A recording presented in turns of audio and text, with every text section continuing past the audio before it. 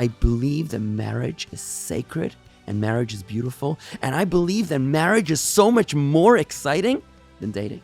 There's nothing unconditional about dating. It is entirely judgmental. It's a highly critical process, very self-centered, to be perfectly honest. It's all about me. The big buzzword today is romance, but I'm not sure if we quite know exactly what that means.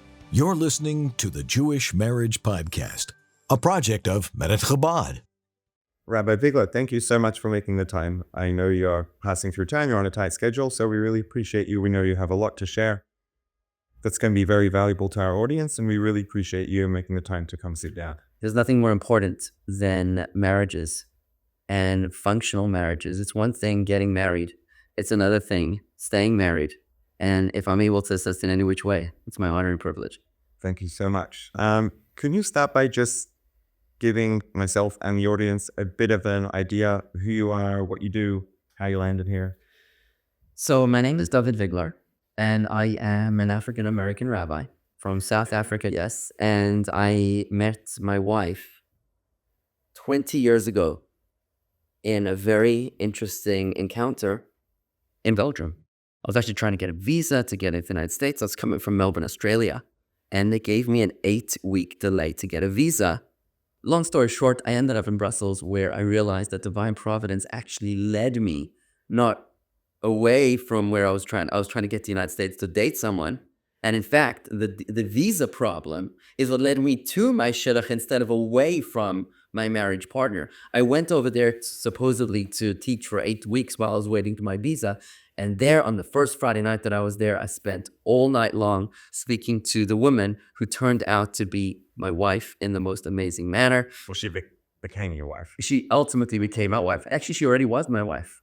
I just didn't know it. Fair. I just didn't know it yet because we'll talk about that soon. But I'm just going to answer your question. So we got married. We moved to New York, and I lived here for a few months, just feeling unfulfilled. I wasn't ready to. I needed to go out and make a difference. My wife and I both shared dual passions. We love people, and we love our faith. So we love hanging out with people. But when it comes to our faith, we feel that there's so much disenchantment. So many of our fellow Jews are disenfranchised. They're not only uninspired, they're actually disinspired. I'm not sure if that's a word, but it is now. It is now. And we decided to take on a community where we would be able to influence not only the local community, but our goal was always global. Which is why we're based in Palm Beach Gardens, Florida, which is the most beautiful place in the world. And we're so grateful to have our Chabad house centered there for the past 19 years. We're in our 19th year right now. But we use it as a base for global impact, for global inspiration and global education, helping uplift the hearts and souls of our fellow Jews in every which way that we can. I'm most proud, however, more than our global impact, or even our local impact, I'm most proud of the beautiful family that I've managed to build together with my wife and our 11 children. It is the most beautiful, gratifying achievement. And if I can share any of that beauty, splendor, and appreciation with anyone that's able to join us, it is my honor and privilege. Wow. Quite the story. I would say it was quite the story right from the beginning. It opened up with a bang, and it sounds like it's very much still in progress. So, wow, beautiful. I feel like I'm dating my wife still. That even though she's married to me 20 years, and even though we're married to each other 20 years, and even though we share 11 children, we never want our marriage to become stale. We want it to be exciting. I believe that with all the responsibility associated with parenting, I believe that the most precious gift that a father can give his children is to love their mother. And that spending time with your wife, with your spouse, is the greatest gift that you can give to your children. Okay, so now, putting together, I would say there are three different components of what you just said that I would love to invite you to sort of zoom in on and clarify the synthesis between them. You started out talking about the fact that you're still dating your wife, and that you both, it's important to both of you that it never just becomes stale and rote, which there already seems to, what you're saying is that the fact that you're still dating your wife is not something that just happened by itself. It's something that you are both invested in intentionally, by the sound of things. Absolutely. And then you talk about the importance of the biggest gift, or the most valuable thing, let's say, a father can give the children, is to love their mother, aka his wife, and to spend time with her. All of these three things are coming together around the fact that there is a component, an element of spending time together, an aspect of, let's say, what we would think of maybe more obviously in the context of dating. There's dating, hanging out together, getting to know each other. And then on a long-term basis, for a father to, let's say, to show or to make it clear to the children that he loves their mother and values her, that involves spending time with her. Can you talk about let's say, the importance and the role and the contribution of spending time together, and the interplay between spending time together, loving each other, having a dating-like relationship, etc.? So, there's a big buzzword today is romance. But I'm not sure if we quite know exactly what that means. And it's King Solomon, the wisest of all men, who lays it out for us in his magnificent book, The Song of Songs. The Song of Songs is a book that was written when the sages. It's a love story between two lovers. There's the male lover, and he's seeking out his female lover, and there's constant confessions of love one to another. When the sages saw this book, they were horrified. They wanted to ban it until they realized that it was actually a metaphor between the love of God and his wife, the Jewish people. When they realized that this was merely a metaphor, it was then that they not only removed the ban, the supposed ban or alleged or proposed ban, but they actually called it Kodesh Kadashim, the Holy of Holies. In this book, Song of Songs, King Solomon describes the yearning of the male lover for his female companion. And he says, show me your face. Allow me to listen to your voice. That is how King Solomon defines romance. Being present with each other and listening to what she has to say. Now, listening not in order to fix her problems. Listening not in order to achieve any ulterior motive other than spending that quality time together.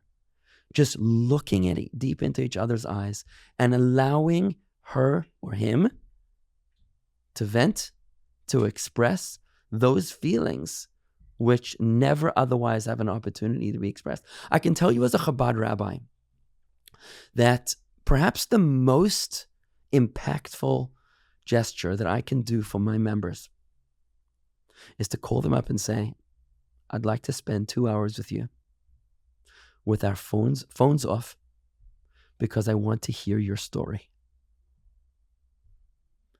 And they're often taken by surprise.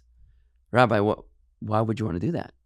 And I say to them, because I want to get to know you, because I care about you, and I want to spend that quality time with you. And what I find is that when they do open up and share their stories with me, we all have a story. Every person you know is fighting a battle that you know nothing about. And when we give each other that space, that respect, that dignity, to listen to their stories, these are stories that nobody has ever heard. These are stories we don't even tell ourselves. We're so busy anesthetizing from our pains with our various addictions, whether it's our cell phone addictions or TV or other kinds of addictions, some more healthy and some less healthy. We're so busy distracting ourselves in the age of distraction that we don't even share these stories with ourselves. And when your rabbi, your shliach, asks you for your story, it is such a bonding experience, it's difficult to describe. When you're able to do that with your spouse, not only to get to know them when you're dating for marriage, but even more so after marriage when you're dating for eternity, when you're dating for forever, because the human soul is so much more than meets the eye. The human soul is so much deeper than we could even possibly describe. We are so much more than even we ourselves are able to define. And when we spend time with our other half, when we just are alone without distraction and are able to be empathetic with deep and authentic listening, to be present for each other, to make space and to hold space for each other, that is my understanding of how King Solomon defines romance. Wow. Okay, that was beautiful. Now, I'm going to sort of reverse engineer, go in the reverse direction of something you just said. You're talking about how it's important that for the duration of a relationship, let's say throughout marriage, to still have that thing that people generally do or emphasize or focus on more intentionally while they're dating, which is being present. For the person who is, let's say, at the moment in the dating phase of their journey, they're trying to find their soulmate, they're trying to find the one. Can you speak to the importance or the role of being present and, dating while dating, as opposed to dating during marriage, all those things you talked about, being present, for the person who's busy and probably has a lot on their mind, and for a person who's trying to find their soulmate, they're meeting this person and then their head's got a bunch of things going on, thinking about things and probably asking questions and overthinking things. But at the same time, what you're describing as dating correctly is about being present. Can you speak to, number one, the importance and the role of being present while dating, and number two, maybe how to practically work on doing that effectively, just in the face of all the things that make it challenging, especially today? There's a great story about a couple that describes their marriage, and the man is talking. He says, in the first year of our dating, when we got to know each other, I did all the talking, she did all the listening. And then in the first year of marriage, she did all the talking and I did all the listening. And now, after the first year of marriage, we both do all the talking and it's the neighbors that do all the listening. Now, I personally hate those kind of self-deprecating jokes because I believe that marriage is sacred and marriage is beautiful. And I believe that marriage is so much more exciting than dating. Because when you're dating for marriage, let's face it, there's an ulterior motive. You're dating for business. In our circles, we don't date. Outcome oriented. They're outcome oriented, exactly. Now, let's make a distinction here. In the secular culture of America, people date for recreational purposes. In the more observant Jewish world, we date for business. We date for marriage, right? And we figure out, is he the one? Is she the one? Does this look promising or not? And we sort of whittle down as we proceed. So I'm not talking about dating for recreational purposes. That's got its own podcast, I'm sure, which is its own big topic. But when assuming that you're talking about our more observant Jewish communities where we're dating for marriage purposes, when you're doing that kind of dating and you're trying to figure out if this is the one, then you're being very judgmental. Let's be honest, you're being extremely judgmental and critical, because if she's going to say something that runs contrary to my values, or if he's going to deal with the waiter or do something in a way that's inappropriate, then I'm cutting him off. There's nothing unconditional about dating for marriage. It is entirely judgmental. It's a highly critical process, very self-centered, to be perfectly honest. It's all about me, and I'm trying to figure out if you are a good fit for me. But when you're married, now you can really start dating. Because when you're married, this is about unconditional love and acceptance and embrace of all of you. It's like under the chuppah. I always tell my brides and grooms when they come under the chuppah, I say, look, We're under the chuppah, under the wedding canopy. The bride, she took about 6 hours, maybe 2 days to get dressed. But you know how long it took the groom to get dressed? 15 minutes flat, right? Yet whose face? So long? Maybe including the shower, right? So why is it that we're covering the face of the bride? If you want to cover somebody's face, then cover the face of the groom. She's so beautiful, he's kind of okay. The idea behind that is that marriage is no longer about external beauty perceptions. Marriage is not about how good you look on the outside or how good you might make me feel on a superficial level. Marriage is about covering your external beauty so that I have no choice but to get to know you on a far more deeper, on a far more permanent, far more unconditional level. That's what we're doing under the wedding canopy, under the chuppah, is that we're making a bond that overrides rhyme and reason, even when it doesn't make sense, even when things don't look so pretty anymore, even when you might wake up at 4 o'clock in the morning with bad hair, we're still committed to each other. And that's the kind of dating that happens after you're married, because now you're just getting to know each other without judgment, without saying, this person's no longer for me. Now you're saying, I'm going to love you with all the good, the bad, and the ugly.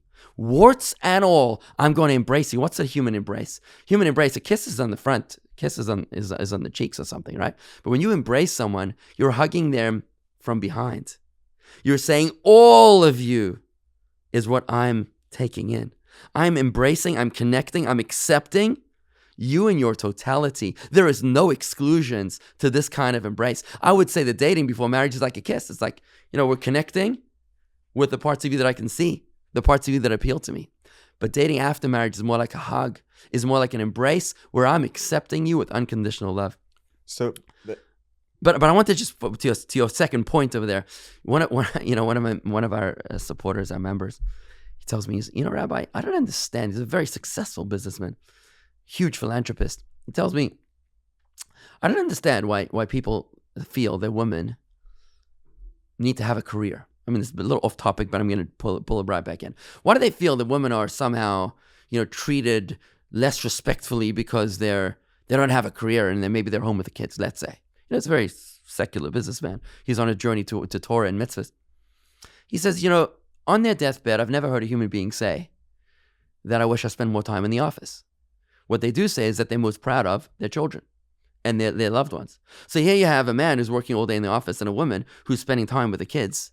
This is our ultimate intention. This is our most prized and precious asset. This is our greatest investment. So why would you consider that somehow less than the man who's working in the office? And I'd like to use that story to try to come back to your question when you ask me, so when you're dealing with the chaos of life, and you're trying to keep up in the rat race and, the stock market and, keeping up with maintaining the home and the plumbing and the electrical and paying the bills and doing all the other things that you have to do in managing your business, how can you not make time for your most precious and prized achievement? And that is your marriage. Everything else is external. Everything else is merely a tangent in order to be able to reach the ultimate prize, which is your marriage. Because God forbid for us to make the mistake to be so busy making a living that we don't have time to live. Can't argue with that. Going back to what you were talking about just a couple minutes ago about dating before marriage, which is outcome oriented, right? It's getting down to business, versus dating after marriage, which is unconditional. And it's not just that it's conditional in a sense. What you were saying was that dating before marriage, for marriage, with the intent to find your soulmate, it's not just that it's conditional in a sense. It's all about the assessment and the judgment and the, making a decision. So all of the analysis is baked into the cake, right? It's not a bug, it's a feature. I'd love to hear your thoughts about the extent to which, being present and maybe getting into the experience and letting go of all of the thoughts and judgments, is that something that's important in order for us to be able to then make, let's say, correctly informed judgments, analysis, whatever we want to call it? Or do we just come in, talk, judge, assess, and, how much is it actually all business, and how much is it a business that involves putting the business to the side? Because by definition, getting down to the business means letting it go and being present also. I remember my own dating process. I remember the moment I decided in my heart that she was the one. That moment was a defining moment in my life. I went from being entirely self-centered to beginning the journey towards learning how to make space to unconditionally accept someone else. Until that point, I was critical. I was selfish. I was evaluating. It was more like a job interview. I mean, I hate to be so callous, but I think that's what it was like. Versus after that moment, when we agreed, and I popped the question, and she said yes, it was no longer about me and her. It was from that moment on, it was about us. Like the beautiful story of the rabbi from Jerusalem, Rabbi Aryeh Levin, the great tzaddik from Jerusalem, who tells the story, or maybe the story was about him, about how his wife had a pain in her leg. So they went to visit the doctor, and Rabbi Levin says to the doctor, speaking for his wife, he says, "Doctor, the pain in my wife's leg is hurting us. It wasn't the pain in my wife's leg hurting her. This is our problem. It's no longer her problem." I think that when you're dating for marriage, you need to be selfish. I think that it's critical to be critical. I think it's important to understand who you are, what your strengths are, and what your weaknesses are. I remember feeling a little frustrated when I was in a yeshiva program before I started dating. I was in a very small program, and with a very small group of guys. They were with me in the yeshiva. And I felt a little frustrating because I was hoping to expand my social circle. I wanted to spend more time with different kinds of guys. And some of them would be pushing my buttons. And I remember studying in Hasidus and Jewish mysticism how nothing that happens to us is by mistake. Everything is for a reason. And I realized there's got to be a reason why I'm here in this little tiny yeshiva with this small group of guys, some of whom push my buttons. And I realized that if I'm getting ready for marriage, maybe this is a dating process where I need to identify the personality traits that I can tolerate and those that I can't. For example, there was one guy that would just get under my skin and drive me bananas. And I realized that he was suffering from NPD, narcissistic personality disorder. I realized this was something that I could not tolerate under any circumstances. It would trigger me beyond. There was another person with whatever. I mean, this is not a psychological session here, but there were various character traits that I was able to identify, that certain things that didn't bother me at all and others that did. So by the time I went out on my first date with the first woman that I dated, who ended up being my wife, I already knew, I had a whole shopping list of personality traits that I knew I couldn't handle and those that I was looking for. I think it's beautiful that when we look in the Torah, in the first date of the Torah, in the first dating process of the Torah, it's between Abraham's looking for a wife for his son Isaac, the first Jew born as a Jew. So he sends his trusted executive assistant, Eliezer, to go out and find him a wife. Now, what does this trusted confidant of Abraham do when he's looking for a wife? It's quite amazing to watch this dating process. He goes out there and he's looking for one single trait, and he is judgmental. He puts out a test. He says, I'm looking... And the bar is really high. The bar is very, very high. He says, I'm looking for kindness on steroids. That's what he's looking for. Kindness on steroids. I'm going to ask a girl for a drink of water. And if she offers me, not only me water, but for all of my men and all of my camels, then I'll know she's the one. We have a daughter, Rivka, at home. She's the official water carrier for the family. we talk about the importance of the traits of kindness when it comes to finding a marriage partner. I talk to all of my kids about it because I worry. Who are they going to marry one day? And it's never too early to talk to your children about the kind of people that they're becoming, the kind of people they're growing into, and the kind of personality traits that they should be looking for in their bashert, in their suitable marriage partners. So I feel that my understanding of the story of the Bible, of the Torah, is that Eliezer was highly judgmental. And if that girl would have said, "Sorry, Charlie, help yourself to the water, it's right over there," or even if she had said, "Here's a drink," and end of sentence. And be done, adios, right? Then that would have been a deal breaker. So I think that Eliezer, Abraham's executive assistant, was extremely meticulous. He knew what he was looking for. And he got exactly what he wanted. And I think, therefore, that we can use that as a model from our patriarchs to be able to date in the same way. You can't just fall in love. I mean, I don't even believe in falling in love, by the way. Those that fall in love are doomed to fall out of love. There's got to be a deeper connection. And that deeper connection has got to do with an honest audit of yourself before you can know who it is that you're going to be happy with. If you don't know if you're an iPhone or an Android, then how are you going to know which plug you need?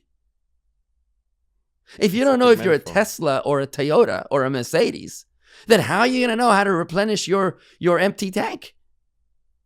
You need to know who you are before you're able to find your soulmate. Well, you're saying so much. I like trying to keep track in my head of all the things that I want to respond to and follow up on. So one thing I want to just point out and see if you have anything you want to add, and then I'm going to go back to something from a little bit earlier. You're talking about the fact that Eliezer had this clarity and he knew exactly what was important and where the bar was set, and the fact that that was not negotiable.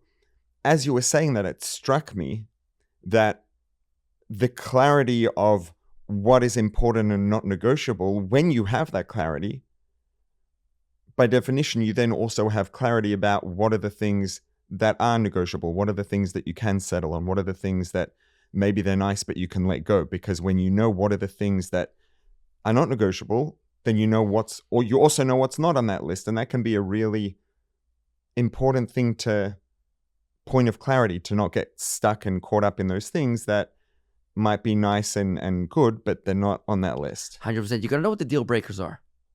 But you also need to know what kind of baggage you can handle. Because let's be honest, we all bring baggage to the table.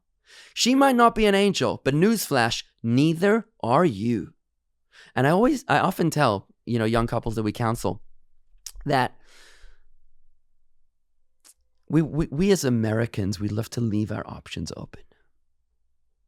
We love to, not be committed. To have a way out. Because maybe another opportunity will show up. Maybe someone else, more handsome, more affluent, more charismatic, more charming, will show up, and then I'll be locked into this deal. You know who the first wanderer in the Torah is? It was Cain. Cain and Abel. So Cain was the first kid born to mankind. And this guy already... First human being to be born, period. Exactly. He already was trying to keep his options open. When Cain was cursed in the Torah that he's going to be a wanderer, I don't interpret that to be a curse at all, as much as there was a choice that he had already made. It was a fulfillment of the thing that he sought. It was the fulfillment of the thing that he had sought, exactly. Because by the fact that Cain couldn't tolerate the success of his brother, of Abel, the fact that he needed to terminate his life meant that he wasn't at peace with himself. So when we're dating, we often wonder if there's someone better out there.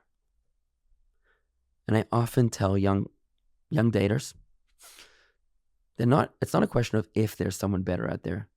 For sure there's someone better out there. Is there someone more beautiful? Is there someone more affluent? Is there someone more charismatic? In every field, there's going to be somebody more stable, more grounded, more The answer's quiet, more always loud. yes. The answer is always yes. The question is not if there's somebody better out there. The question is if there's somebody better for you out there. Because at some point, we've got to be able to make a decision. You've got to be able to make that honest self-assessment, that honest audit of yourself to realize who you are and what you need, what it is that you can't tolerate, and what it is that you can tolerate, because everybody comes as a package deal. They might be great in one department and lacking in another. Is that something you can handle or not? Make a decision. Because it was Cain in the Torah who was cursed to be a wanderer.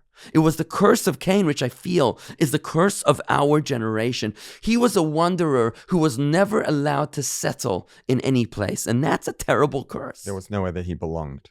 Never belonged anywhere. As human beings, we've got to make 3 major commitments. You've got to be able to make a commitment to your vocation, to your job. This is my line of work. This is what I'm doing, and I'm not doing something else. I'm not keeping all my options open. I'm making a commitment of how I'm going to earn a living.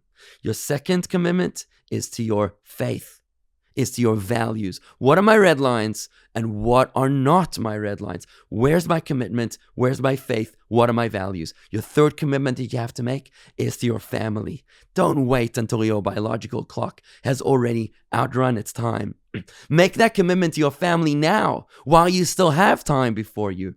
Pick your spouse, make a commitment to your children because you owe it to your children to be able to make this decision right now. I was once counseling, guiding a young woman in our community who was preparing for conversion, and she was delaying the final stages of her conversion, but I knew she was ready. Conversion to Judaism. Yes, conversion to Judaism.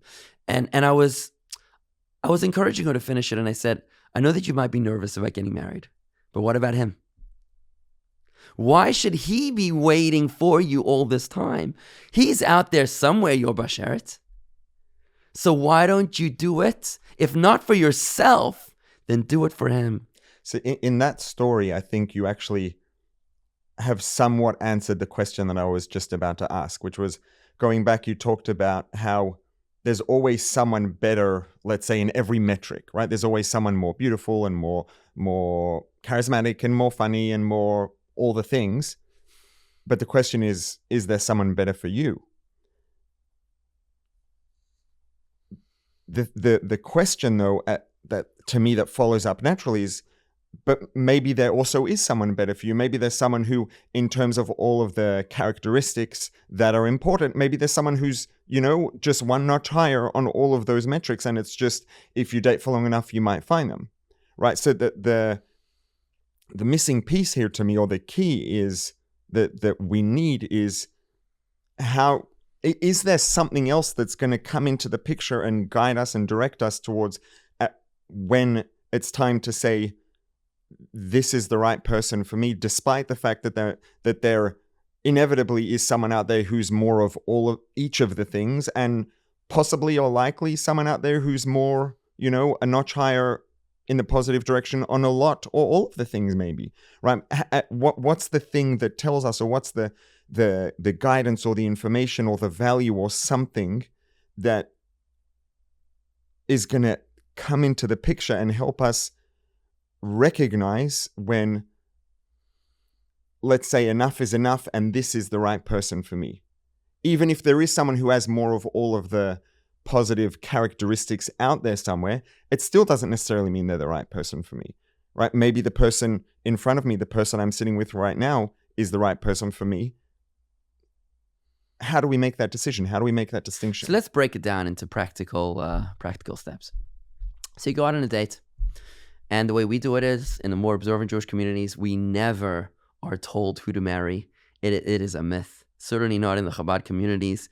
We are given recommendations. Dating recommendations based upon 80% match, right? Let's say it's an 80% match, life interests. And if somebody wants to have a large family, somebody wants to have a small family, somebody wants to have kids, somebody does not want to have kids, then that's not a match. Somebody wants to live in Iceland and somebody wants to live on the moon, that's not a match, right?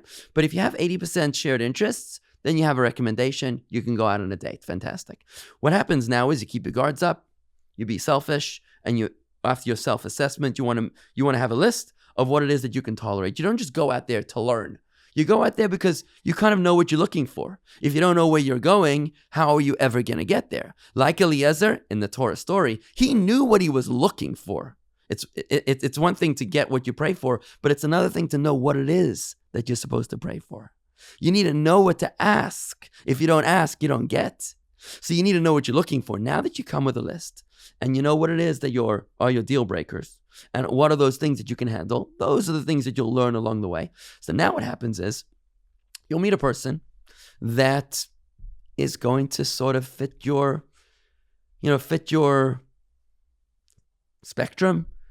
They're within the range. They check all the not negotiable boxes. Exactly. They check all non-negotiable boxes. And now you're going to have to ask yourself if you're starting to like them or not. There's something called Meshichas Halev. You want to see if there's an attraction. There's no such thing as love at first sight. That is a fable. It's a fantasy.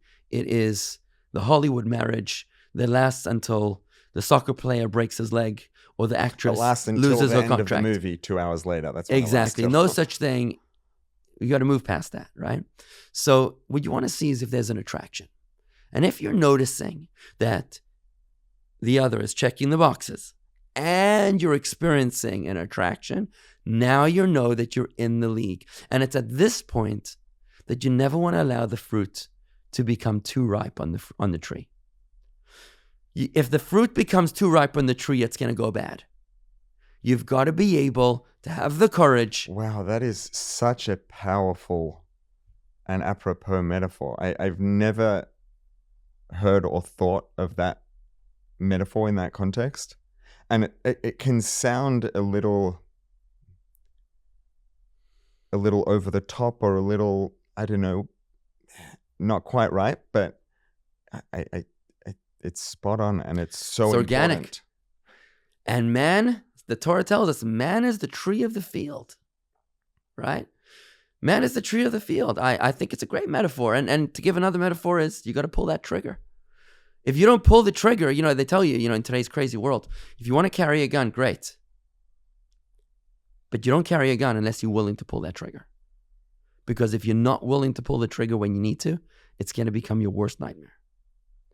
So if you're going to play in the big leagues, you got to play in the big leagues. If you're going to go dating, you've got to have the courage to be able to take the leap, to pull that trigger. So would it be correct to say then that, in a sense, what you're saying is that if all the things show up, let's say in the correct configuration, which is that the things that are your primary values that are not negotiable, they're present, let's say sufficiently, that they're enough, and you find this person interesting and you're looking forward to seeing them again and you enjoy their company, then that tells you that even if there is someone else out there who might even be hypothetically better for you, the fact that this person showed up, there's a message in that in the divine providence. If they showed up and things come together sufficiently, then that's the indication that it's the right person for you. Is that ultimately what you're saying? Absolutely. And what happens if you're not sure? Take a break. Take a little break, a week or two, take a pause. And you'll find out if you like them. And you'll see either you miss them or you don't. When it comes to me hiring an employee, my intuition, my stomach, I learned this from a very, very successful entrepreneur who's a member of my congregation, who tells me, Rabbi, when you hire an employee, you'll find out, your stomach will tell you, your gut will tell you whether or not they're the right person for you. Because after 2 weeks break, when you see their phone number and the caller ID, are you going to feel butterflies in your stomach? Or is your heart going to skip a beat? And that right there is your answer. But to allow yourself to reach a state of paralysis by analysis is a disaster. It's a train wreck. You can't allow that to happen. You got to keep on moving and you got to be honest with yourself and honest with the other person. Okay, that actually brings back full circle to something that I had noticed and wanted to ask you about much earlier on, which was I noticed that when you were talking about the story of you and your wife, you said that you were talking about the difference between, conditional and unconditional connection, etc. I noticed the words that you used where you said, from the moment I decided in my heart. And I found the choice of heart as opposed to mind to be very interesting. So decision implies that there is a calculation and an analysis that's happening, but you also said the moment I decided in my heart. And here you're talking about the fact that at the end of the day, the signal or the sort of definitive input is going to come from the feeling down here, not from up here. So the way I dated, I was dating purely with my brain, and I had a shield over my heart. I was very careful. I was very careful with who I was going to date. My parents wanted me to date someone else, and I did not want to because intellectually, it didn't make sense to me. Just meet her. If you don't like her, you move on. I didn't want to because I was guarding my heart. I needed it to fully check off that list in my head before I could remove the guard off of the shield. So you didn't want to risk liking someone that you didn't think it was a good idea to like. Exactly my point. It was after my head gave me approval to proceed that now I could divest of the shield and see whether I liked her or not. And I had to be honest with myself about that too, because you want to make sure that you like her for all the right reasons and not to like her for all the wrong reasons. So it's like there were two decisions. The first decision was in your head, but that one wasn't enough. It was when your heart made the same decision, and that's when you had your answer. Exactly. The ethics of the fathers in the Mishnah, the oral Torah, it makes a shocking statement. Right at the very beginning of chapter 1, it says, halfway through chapter 1, it says that a person should not indulge in conversation with a woman. Because if you do, even with your own wife, you're going to go to hell. That's what the Mishnah says. Hardly inspiring for a dating podcast, right? But it's... Especially if you're talking about dating your wife for the long term afterwards. Exactly. But it's like everything else in the oral Torah. The devil's in the details. It's the meticulous awareness of the detail of what our sages were telling us that reveals and unleashes their timeless wisdom. You should do not overindulge in conversation with the woman. It doesn't say don't engage in conversation with a woman. It says don't indulge in conversation with the woman. What's the woman? In other words, why are you talking to her? Even if she's your wife, why are you talking to her? Is it only because of her anatomy? If that's the reason, you're going straight to hell. But if you're talking to her as a woman, if you're talking to her as a human being, as a person, with character, with personality, with ambitions, with dreams and desires and aspirations, if that's the person that you're seeing, you're going straight to heaven. Wow. Just something else also there that just showed up for me was when you said the devil is in the details, and my brain right away was like scanning, okay, what are the relevant details here? Another one is that it says tar besicha, excessive speech, right? Don't speak excessively. I wonder if there's anything any thoughts that you have on maybe what is it that defines what speech is or is not excessive, the context and the meaning and the purpose of the speech, etc. Or is it just the number of words? I think excessive speech that you're focusing on is probably what happens in the bars when people date for the wrong reasons. When they're dating only in order to reach a certain ulterior motive. And if that's their intention of the entire date is sick, it's flawed, it's unholy, it's lacking in romance. It's not about empathy, it's not about caring about the other person. It's not about connection. It's nothing to do with connection. It's about self-indulgence. It's about hedonism. And I think that's what it's talking about. But if you're talking to her as a beautiful personality, not just as a skin-deep beauty. And I guess also when you talk about, the fact that when you talk about dating for the long term, you're talking about a sense of, maybe I'm putting my own words on this, but that there should be an ongoing active connection and it shouldn't just become transactional, right? When you're speaking, if every word that you say has a purpose and has a sense of connection, then no matter how many words there are, none of them are excessive because every word has a purpose. Every word has a connection that because it's carrying. That conversation is the ultimate romance. Right. Romance is not a place. It's not an experience or a bottle of wine or a box of chocolate dipped strawberries, as much as it is an intimate connection forged by words. That is the wisdom of King Solomon.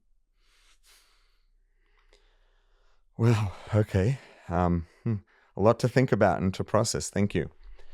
Before we tie up, I want to finish off with a question. If you, and we try to always finish off with this question with all our guests, if you had to pick what to you is the number one most important or most valuable piece of advice you could give someone when it comes to dating and to finding their soulmate, etc., what would that number one top piece of advice be? What an interesting question. I'm going to reflect that back to allow myself a moment to consider, to ponder. The number one piece of advice for someone who is preparing to date, dating, trying to find their soulmate. So I'm not sure if this is going to be number one. It's probably going to have to be a college course of details. One of the top 3. But I'm going to pick one. I think that what needs to happen here is that you have to experience a paradigm shift. Moving away from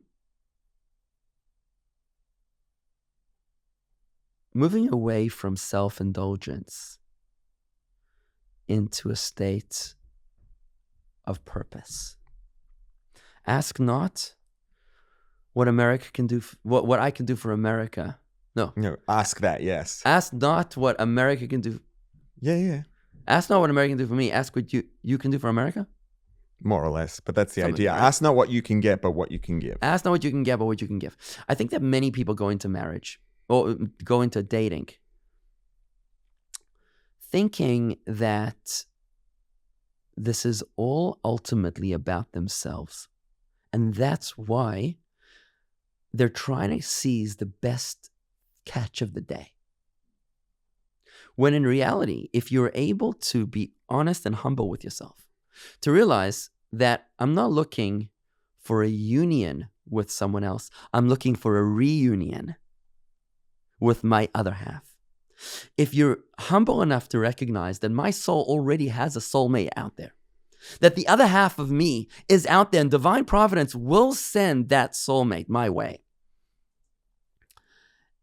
And therefore, that soulmate is going to be some form of a mirror image of my own. That just like I carry demons and laundryeth in my closet, that person also will share such challenges, maybe of another kind. So instead of looking to catch the best catch, you're being more honest with yourself so that you can be more fair with the person that you're looking to engage with.